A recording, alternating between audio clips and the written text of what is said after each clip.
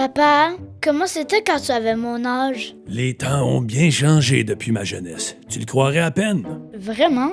Toi et moi, fiston, nous venons d'une famille fière. Tu veux dire que nous ne sommes pas seulement, tu sais, des boîtes? En carton ondulé, fiston, et c'est quelque chose dont on peut être fier. Viens par ici, je vais t'en parler, parce que notre histoire familiale, c'est plutôt intéressant. Les conteneurs en carton ondulé modernes d'aujourd'hui sont issus d'une fière lignée de boîtes remontant à plus d'un siècle. Nous avons combattu dans des guerres, aidé à faire progresser les domaines de la science et de la médecine. Nous avons travaillé dur à cette époque et nous avons aimé ça. Attendez, je pense que je vais aller faire pipi. Tu es une boîte en carton, mon enfant. Ferme tes rabats. Tout a commencé il y a plus de 100 ans. Dans les années 1800, tout ce qui devait aller dans une boîte allait dans une boîte en bois. Mais elle était lourde, un peu cassante, et elle utilisait beaucoup d'arbres. Souvent, les boîtes pesaient plus que ce qu'elles transportaient. Mais au début des années 1900, quelqu'un a eu l'idée de placer une feuille de papier ondulée entre deux feuilles plates pour créer une planche légère et rigide qui pourrait être découpée et formée en boîte. Et votre arrière-arrière-grand-père Ezekiel Jeremiah Box est né. Le vieux Zeke était léger comme du papier, mais presque aussi solide que du bois.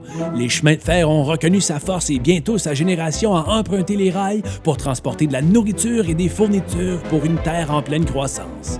À cette époque, l'impression était assez basique, juste de l'encre monochrome sur du carton fini, mais il pensait que c'était assez chic. Et les affaires étaient florissantes.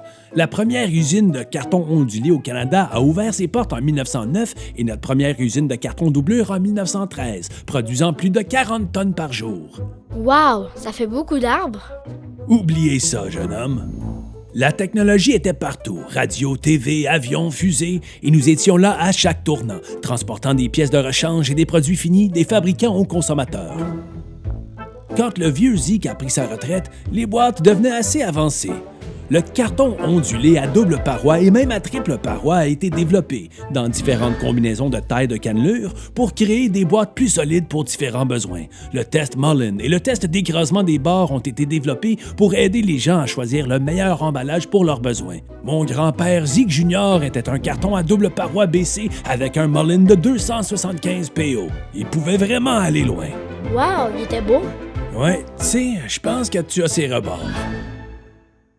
Les techniques d'impression se sont également améliorées et nous avons rapidement pu pré-imprimer des rouleaux entiers de papier doublure avec des encres de couleur avant la production, de sorte que les boîtes finies soient aussi impressionnantes à l'extérieur que les choses qu'elles transportent à l'intérieur.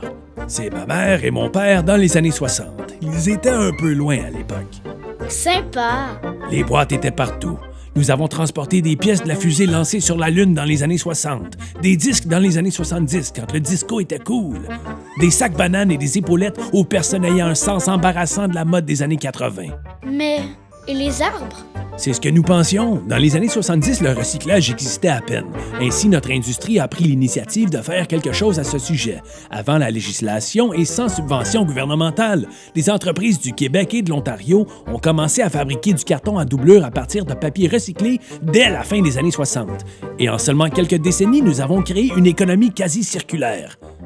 Toi et moi, nous pourrions être presque 100% fibres recyclées. Vraiment? Les boîtes en carton d'aujourd'hui sont fabriquées sur des lignes de production modernes à grande vitesse et informatisées et aussi sophistiquées que n'importe quelle chaîne de montage dans le monde. Et qu'est-ce qui est arrivé à ton arrière-arrière-grand-père? Tant que les gens continuent de recycler, fiston, il y a un peu de vieux Zeke en chacun de nous. Pour en savoir plus sur l'industrie canadienne du carton ondulé et du carton caisse, visitez ccabox.org.